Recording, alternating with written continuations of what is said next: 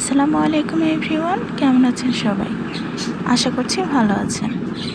আজকে আমি আপনাদের খুব সহজে পার্ল ইয়াররিং কীভাবে বানাতে হয় সেটি দেখাবো। পার্ল ইয়াররিং বানানোর জন্য আপনাদের প্রথমেই লাগবে এরকম একটি ইয়াররিং বেস আর লাগবে পার্ল। ইয়াররিং বেসের একটা মাথা এভাবে খুলে অন্যটি দিয়ে সহজেই পার্লগুলো ঢুকানো যাবে।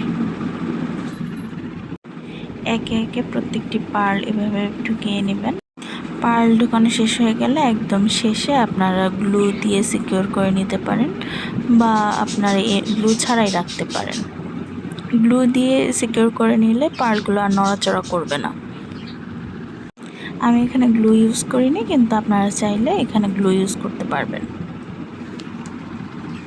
সেম প্রসেস ফলো করে আমি অন্য আরেকটি ইয়াররিংও মেক করে নিলাম। এরকম ইজি কম সময়ে তৈরি করা যায় এবং বিভিন্ন ধরনের DIY ভিডিও পেতে আমার প্রোফাইলটি ফলো করবেন। ভিডিওটি ভালো লাগলে অবশ্যই লাইক, কমেন্ট এবং শেয়ার করবেন। আল্লাহ হাফেজ।